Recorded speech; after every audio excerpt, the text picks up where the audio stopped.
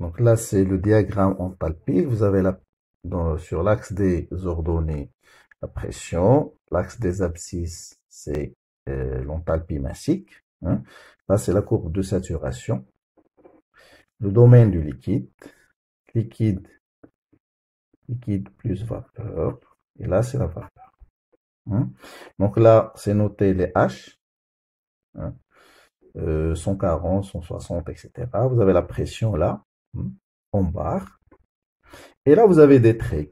Chaque trait, hein, chaque ensemble de traits parallèles, hein, ou presque parallèles, ça représente une grandeur intensive qui reste constante. Par exemple, je commence par PH. P constant, c'est dans cette direction. Donc ça, c'est des isobars. Lorsque je représente un trait comme ça, c'est P constante.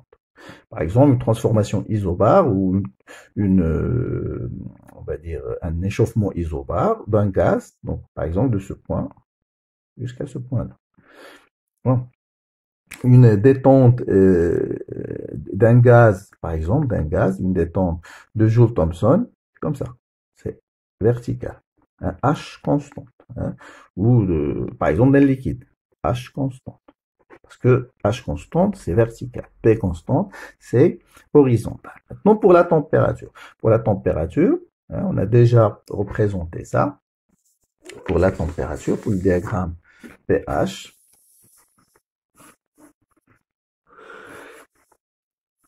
comme ça. T constante. L'isotherme. Donc ça, c'est l'isotherme. On peut l'avoir ici. Par exemple, pour 40, hein, vous notez là, par exemple, 40.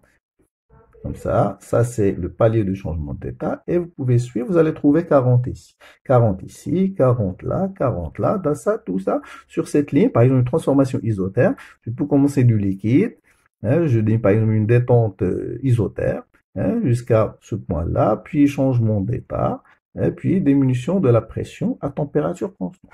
Par exemple, la question pour les gaz parfaits, c'est cette zone-là, où l'isotherme est verticale. H constante verticale, T constant. Donc, H ne dépend que de T. Donc, quand T est constante, H est constante.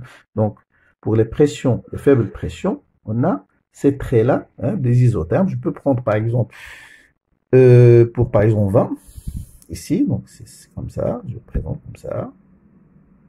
Comme ça. Puis comme ça. Ça, c'est 20. Donc, dans cette zone, hein, on a des traits verticales, hein, ou verticaux, des traits verticaux. Donc, parce que T constante, H constante, donc on peut considérer dans cette zone, pression constante, le gaz est parfait, cette zone.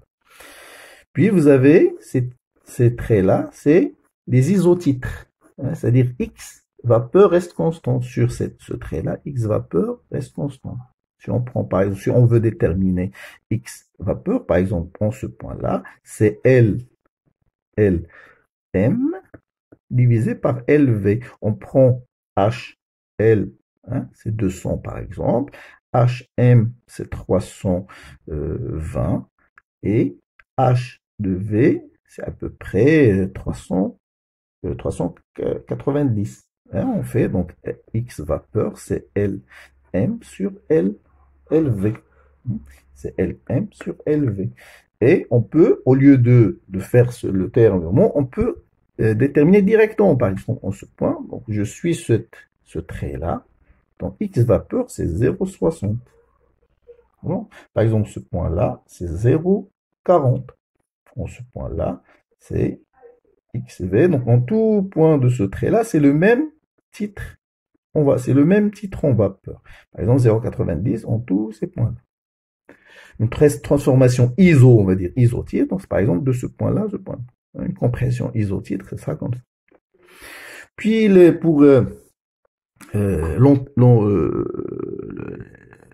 l'entropie massique, par exemple d'un gaz, pour le mélange, on utilise l'expression XVSV plus XLSL, donc pour déterminer les S. Mais pour le gaz, hein, on a ici, donc par exemple, sur ce trait-là, on a S égale 1,85. Ce trait-là, 1,80. ainsi de suite. Hein, c'est écrit ici. Donc là, c'est une transformation, par exemple, un gaz, une compression isentropique, c'est sur le trait, ou c'est à peu près parallèle. Hein. Par exemple, S ici, donc c'est 1,80. Par exemple, là, c'est 1,89. Une transformation, une compression, P augmente, une compression isentropique, c'est comme ça, sur le trait. Comme ça. Par exemple, de la température. Par exemple, si je veux, par exemple, pour ce point, prendre la température, je dois suivre le trait de la température. Par exemple, ici. Donc là, ça c'est 50. Hein. Par exemple, de la température 50 jusqu'à ce point-là. Pour déterminer la température, il faut suivre le trait de la température. Comme ça. Hein, jusqu'à la température 90. C'est une transformation comme ça, isentropique. 1, 2, c'est-à-dire c'est le même S, 1,89, 1,89, c'est-à-dire c'est une compression de la température isentropique qui passe de la température 50 jusqu'à la température 90. C'est tout, je pense.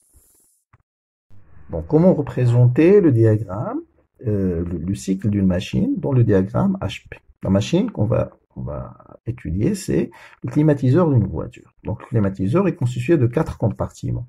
Un détendeur, un évaporateur, un compresseur et un condenseur.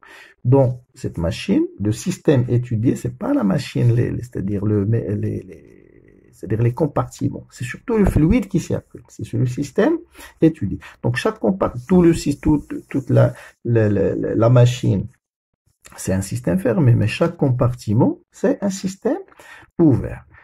Cette machine, hein, c'est une machine d'ITER. On a deux sources. On a l'intérieur de la voiture et on a l'extérieur de la voiture. Puisqu'on veut refroidir l'intérieur, hein, de la voiture, donc c'est la source froide, et l'extérieur, c'est la source chaude. Donc ces deux compartiments fonctionnent, le détendeur et le compresseur, d'une manière adiabatique, c'est-à-dire il n'y a pas d'échange thermique avec l'extérieur, mais l'échange se fait, c'est au niveau du condenseur et l'évaporateur. Après, on va voir comment. Donc, comment déterminer ou comment représenter ces points 1, 2, 3, 4 dans le diagramme HP. Donc, on va lire. Donc, le fluide est totalement vaporisé, hein, de l'état 4 à l'état 1. De 4 à 1, il y a vaporisation totale, de telle sorte que T1 égale 5 Celsius et P1 égale 3 bar. Donc, l'état 1, c'est état vapeur. Température 5, pression 3 bars. Donc là, la température 3 bars, il est là. 3 bars. Il faut chercher la température, hein, 3 Celsius. 5 Celsius. 3 bars, 5 Celsius. Donc là, ça rencontre 0. Hein, entre 0 et 10, hein, c'est là. Donc 5, donc les traits, donc ça, on peut dire ça c'est 1, 2, 3, 4, 5, un peu, c'est-à-dire jusqu'à 10. Donc là c'est 0, à 10 c'est 10. On va prendre la moitié, donc c'est là. Donc 3 bars, 5, c'est juste ça c'est le point 1. C'est bon? Parce que là c'est 10 et là c'est 0. Donc entre les deux avec, hein, qui rencontre ce trait horizontal. Donc ça c'est 1. C'est l'état 1, donc c'est une vapeur sèche. Puis, le compresseur, donc 1, donc le fluide, puis entre dans le compresseur où il subit une compression isentropique. Hein, isentropique jusqu'à la pression P2 égale 6 fois P1, c'est-à-dire égale 18 bar. Une compression isentropique. Donc on est là, isentropique, ça c'est S constant, c'est ces traits-là. Donc on va aller d'une manière parallèle, hein, parallèle à ces traits-là, jusqu'à la pression 16. La pression 16 se trouve, là c'est 20, là c'est 10, c'est à peu près là. C'est 6, c'est-à-dire là c'est 18, hein, donc c'est là. Donc d'une manière parallèle, hein, d'une manière comme ça. Ça, c'est la première compression ésentropique.